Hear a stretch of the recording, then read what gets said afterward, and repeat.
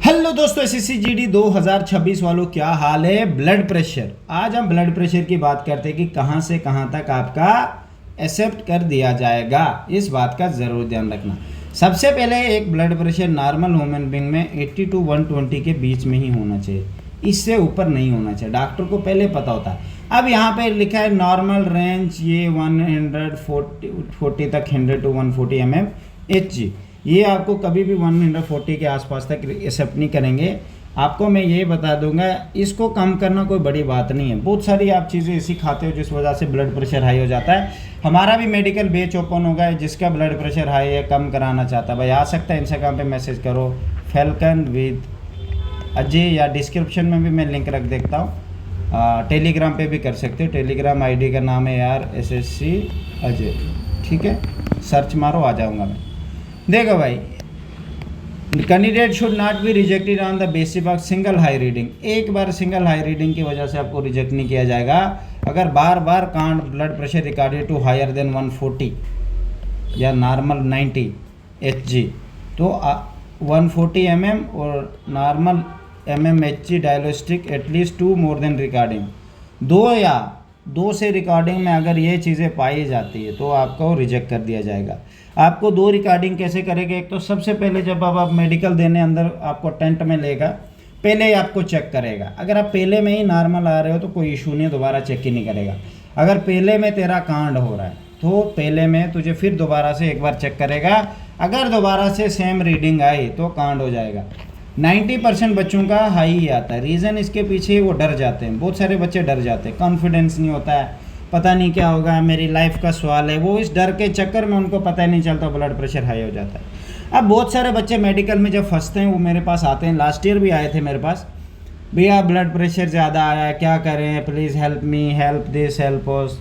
तो मैंने हेल्प उनकी की। जो भी बच्चा मेरे पास आया था उसको मैंने रिजेक्ट नहीं होने दिया था, सबको पास करा लिया था, क्योंकि इसका मुझे पता है ब्लड प्रेशर हाई कैसे होता है और ब्लड प्रेशर लो किस तरह करना है। ये सब मुझे बहुत अच्छे से पता है।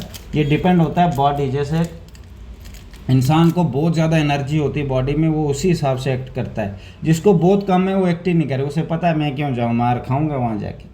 तो बस इन्हीं चीज़ों का ध्यान रख के ऐसी ही सोच है ब्लड प्रेशर को भी अप करने की और डाउन करने की, ये सब हमें पता है भाई, ठीक है। 2-3 इधर बताया ना, 2-3 हावर डिक्लेयरिंग है अनफिट, ठीक है। 2-3 घंटे का भी दे सकते, पर यहाँ पे ऐसा कुछ नहीं होता, वो डॉक्टर पे डिपेंड करता है। उसके पास टाइम थोड़ा ना 2-3 घंटे तुझे चेक करता रहेगा। तुझे आज से ही तैयारी करनी है कि मेरा ब्लड प्रेशर में इतना प्रॉब्लम। ये 10 रुपये का ब्लड प्रेशर चेक हो जाता है। बाहर जाओगे ना मार्केट में, नॉर्मल मशीन बाजू पर लगाएगा, 10 रुपये में चेक कर देते हैं। BP should be recorded in both arm, आपकी बोथ आर्म में BP को रिकॉर्ड किया जाएगा। The candidate should be asked to relax, आपको उस वक्त रिलैक्स रहना था। Should not be subjected to stressful, मैंने आपको कहा था ना अभी। अगर आप बार बार सोचोगे, डर लगेगा, स्ट्रेस रहोगे, पता नहीं क्या हो जाएगा मेरे साथ, तो इमीडिएटली देखो रिकॉर्डिंग आपकी कुछ भी हो सकती है। चाहे आप घर पे 80 टू 120 वाला क्यों नहीं आपके बीच में रहो, अगर वहाँ जाके आपका डर के मारे वो चढ़ जाता है तो आपको कांड कर दिया जाएगा, ठीक है। ध्यान रखना एक बार। तो इसीलिए उन्होंने कहा 2 मौके, पहले वाले में अगर तो डर गया कोई बात नहीं, दूसरे वाले में तुझे डरना नहीं चाहिए। इसीलिए घर से इसी सोच बना के जाओ। जो मेरे बेच में होंगे उनको तो मैं पता है किस तरीके से रगड़ूंगा। अभी तो कहाँ, अभी आगे आगे देखो। फिर blood pressure defined in average in 3 consecutive sitting blood pressure measurement separated at least 10 minute. अब 10 मिनट क्या बताया इसमें, मैं बता देता हूँ। सबसे पहले जब ब्लड प्रेशर चेक करेगा ना, पहले तुझसे बोलेगा नॉर्मल चेक करेगा, नॉर्मल चेक किया, फिर तुझे बोलेगा खड़ा उठ, जंप कराएगा। 50 जंप मुझे कराए थे उसने, हाई वाले जो आर्मी वाले नहीं करते, 1 2 2 2 3 2 4 2, जो NCC वाला होगा उसको पता होगा, 4 2 5 2 6 2 7 2 8 2 10 2 11 2 12 2 13 2, ऐसे ऐसे करके खाली 1 2 लास्ट में 50 में उसने मेरे को रोका। फिर से मेरा चेक किया कि मेरा हाई कितना जा रहा है। हाई मेरा 152 जा रहा था जंपिंग के बाद, नॉर्मल मेरा 80 टू 122 था बराबर, कोई भी इधर उधर प्रॉब्लम नहीं थी। ग्रेटर देन 90 mmHg साइलोस्टिक pressure measurement greater than 140 is disqualifying. यहाँ 140 बताया बट एक्चुअल में 120 तक होना चाहिए। लास्ट ईयर 128 था, एक बच्चे को उसको भी बाहर कर दिया था, ठीक है, उसको पॉइंट दे दिया था। अभी पॉइंट में मेरे पास आया तो मैंने उसको वापस से वहाँ पे पास करा के अंदर भेज दिया था, ठीक है। फिर हार्ट के बारे में बता देते हैं कि हार्ट में क्या क्या इशू नहीं होने चाहिए आपके। Candidate cardiac murmurs initially addressed all the 4 areas जो आपके हार्ट के 4 एरियाज होते हैं, ये नाम है यहाँ पे, शुड भी बढ़िया होने चाहिए, कोई इशू नहीं। Candidate more than undergo exercise hopping for 25 times, ठीक है। आपको जंप कराया जाएगा, ठीक है, 20-25 times. And again the heart is auscultated cardiac murmur in any even sound if the pathological.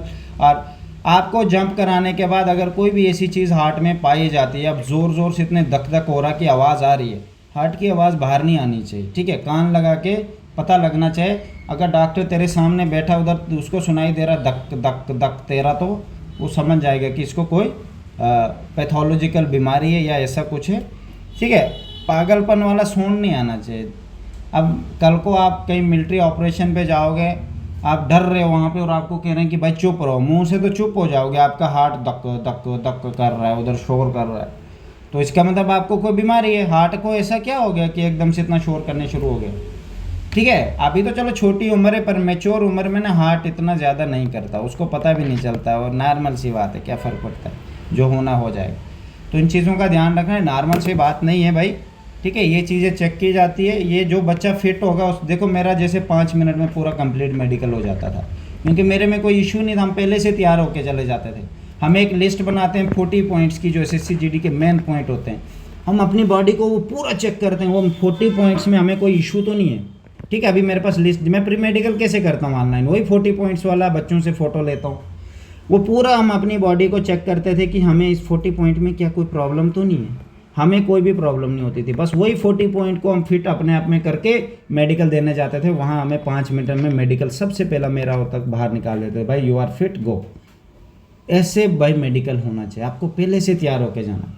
बहुत सारे बच्चों को मैं 40 पॉइंट वाली वो लिस्ट भेजता हूँ, उनका मतलब कहीं 38, 35 ऐसे पास होते हैं, बाकियों में दिक्कत आती है, तो उनको मैं हैंडल करता हूँ कि किन किन चीज़ों को किस तरह ठीक किया जाए, ठीक है। मेरी तरफ से बेस्ट ऑफ लक।